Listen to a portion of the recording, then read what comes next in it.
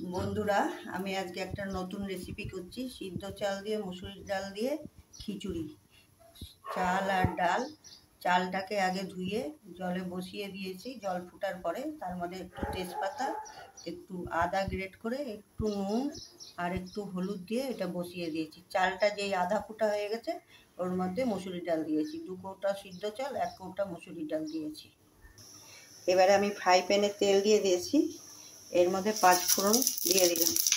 5 ফোড়নটা একটু গন্ধ বেরোলে আমি এই দেখুন চাল ডালটা পুরো ফুটে গেছে। এরপরে আমি এর মধ্যে ফোড়নটা দেব। এর মধ্যে 5 ফোড়নটা হয়ে গেছে। এর মধ্যে 4টে শুকনো লঙ্কা আর তেজপাতা দিলাম।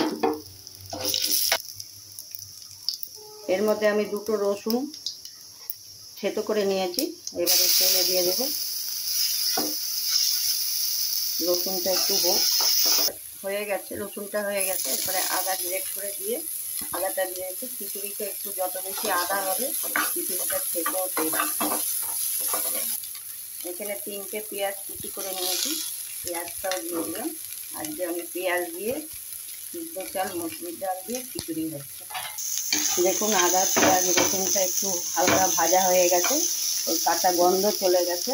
এরপরে আমি এর মধ্যে মশলা দেব। এটা হচ্ছে জিরের গুঁড়ো, এটা হচ্ছে লঙ্কার গুঁড়ো, এটা ধনের গুঁড়ো, এটা হলুদ গুঁড়ো। ঝালটা যার যার পরিমাণ মতন দিবেন। আমি সব একসঙ্গে দিয়ে দিলাম। এর মধ্যে এখন একটু জল দিয়ে আমি কষাবো। দেখুন বন্ধুরা, এটা যে কষানো হয়ে যাচ্ছে। আমি একটুর মধ্যে জল দিয়েছিলাম, এই যে একটু চিনি দিয়ে দিলাম, একটু নুন দিয়ে দিলাম। এটা কষানো হয়ে গেলে আমি ওই খিচুড়ির মধ্যে দিয়ে দেবো।